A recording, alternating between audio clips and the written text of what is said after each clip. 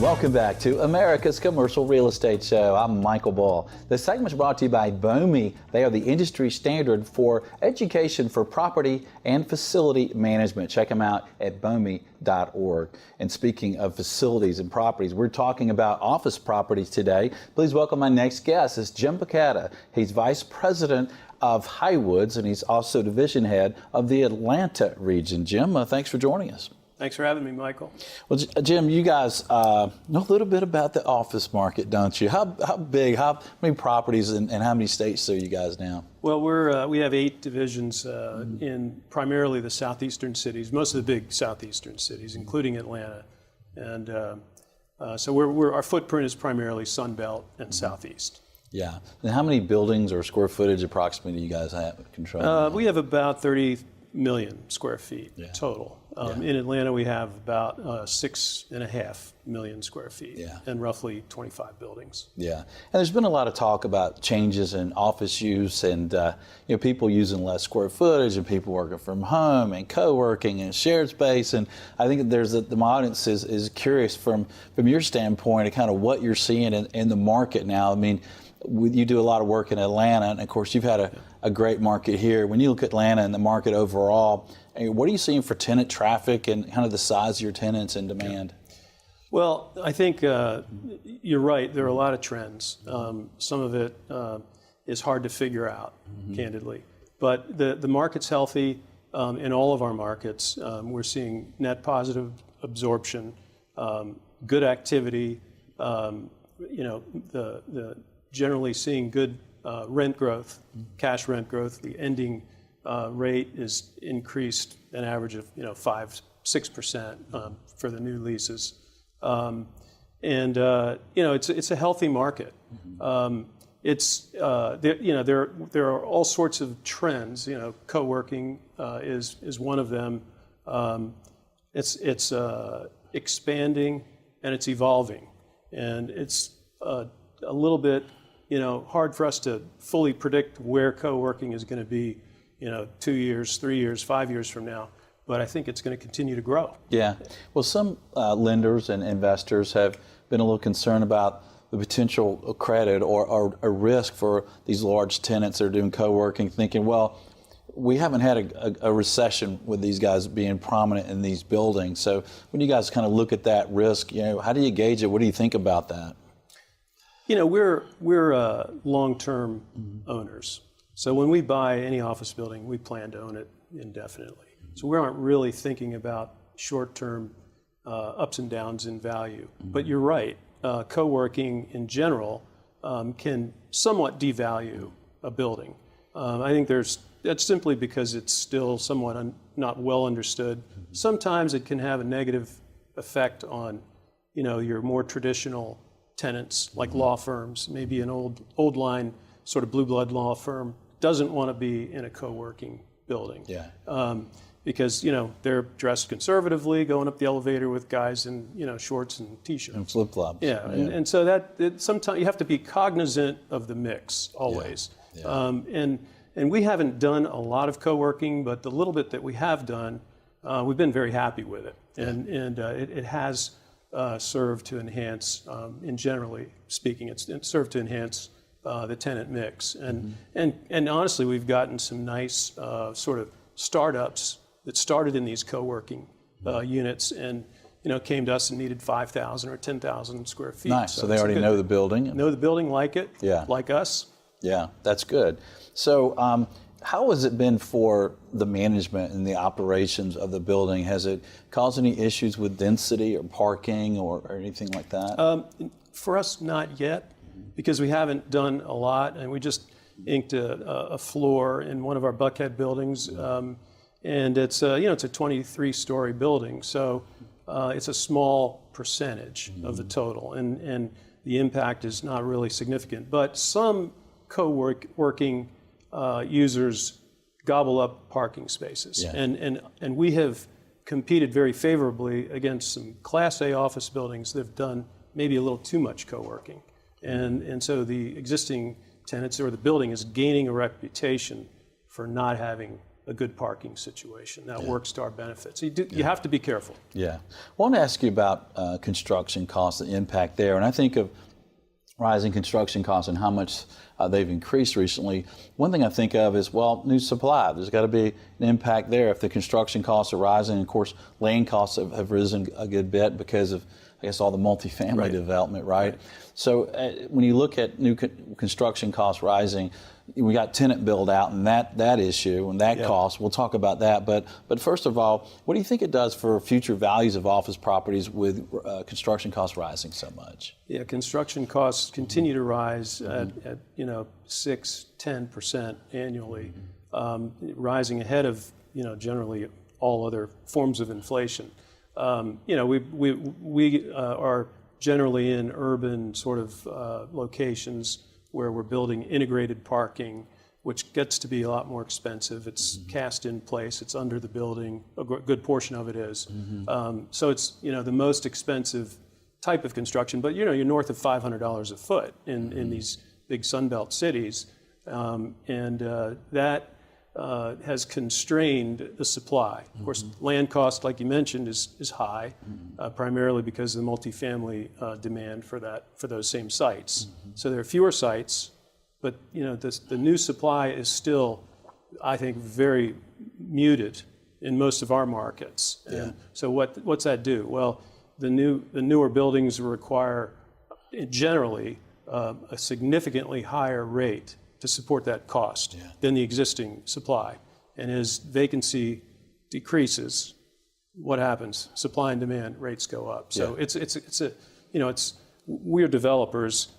We hate these high costs. It's slowing us down with our development track, but it's good for the rest of our portfolio. Yeah, I mean that's a good point. I mean that your existing office properties around the country probably going up in value because the replacement cost just keeps going up. Yeah, replacement cost is still higher than what we've got in our buildings significantly. Yeah. Well, if you look at Atlanta as a sample market, we didn't have any new construction for a while because we couldn't get the rents that justified the price per foot to build them, right? That's exactly right. Yeah, and now we've seen that change a little bit here in Atlanta. Yeah, the market is adapting, and if you are a user and you want brand new building in a great location with a maybe a more efficient floor plan so you can shrink your footprint a little bit, you don't mind paying $50 or even north of $50 a square foot. Yeah, and tenants today are really concerned with recruiting, retention,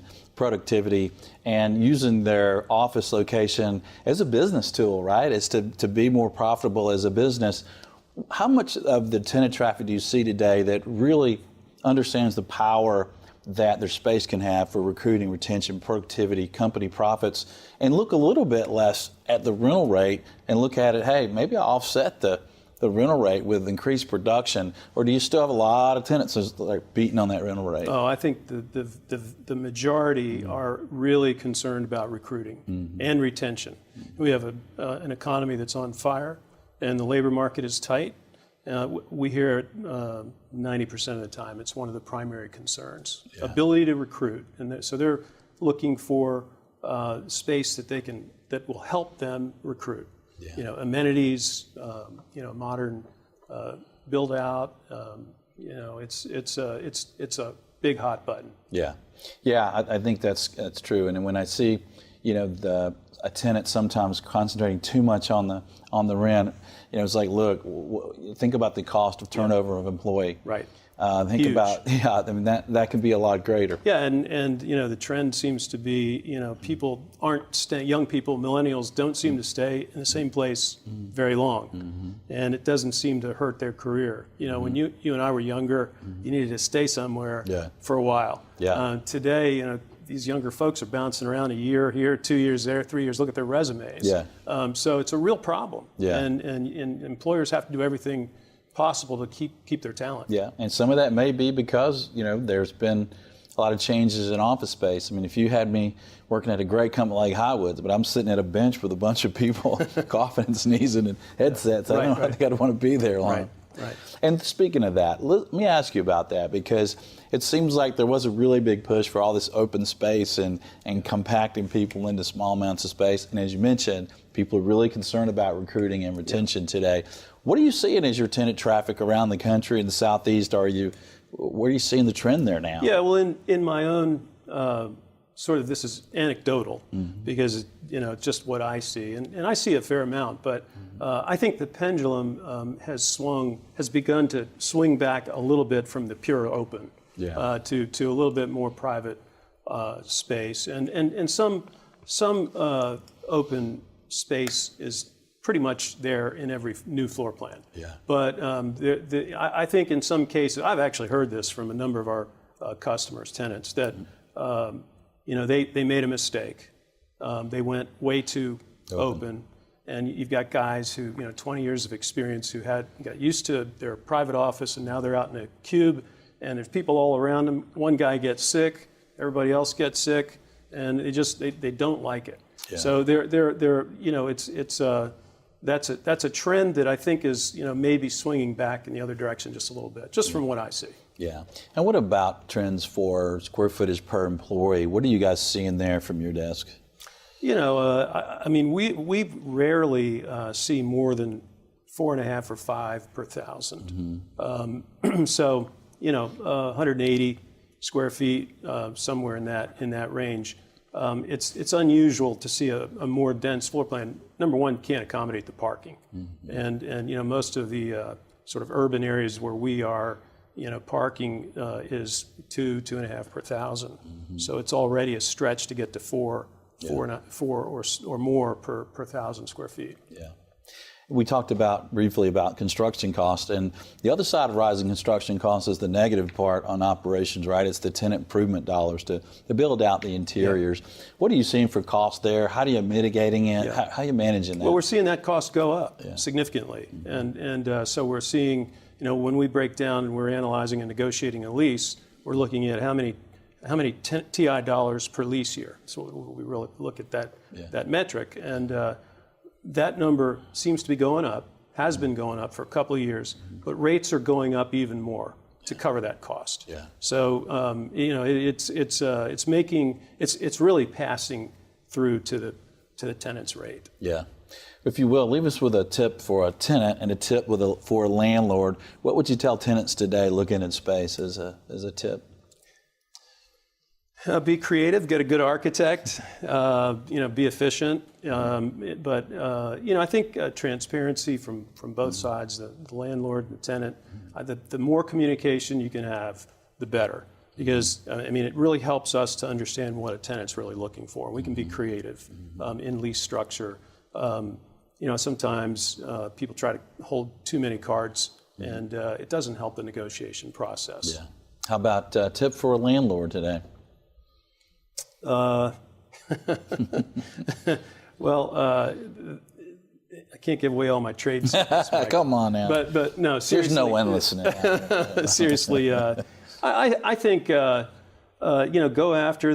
We're getting maybe late in the cycle. The economy seems super strong to me, but it's not going to go on forever. Yeah. So pay attention to credit, and it's. I wouldn't extend massive TI dollars to a startup at this stage in the cycle. How about just taking care of your existing tenants and customers? Yeah, that's a given. And I fortunately work for Highwoods. We're a company that's extremely focused on customer service. Yeah. We don't even call our tenants, we call them customers. Yeah. And so that's really just part of our culture. I kind of take it for granted. Our property managers really do take care of our folks. Well, I'm a tenant for Highwoods here, and I like to be called guest. Come on. Okay, we'll call you a guest. Yeah, or your security calls me sir, and I like that. Yeah, it makes me feel old. Yeah, I understand. Right. Well, Jim, thanks for joining us. Great information. Appreciate you being on the show. Thanks. I appreciate it, Michael. All right, and thanks for joining us. And stay with us. We'll have more on the U.S. office market. I'm Michael Bull. This is America's Commercial Real Estate Show.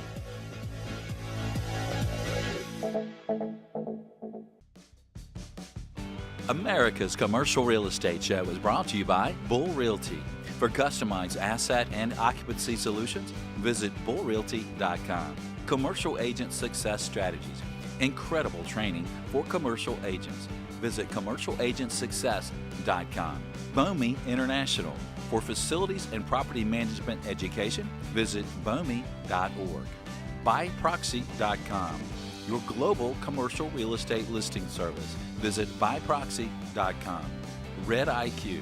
Turning multifamily data into actionable intelligence. Visit RedIQ.com.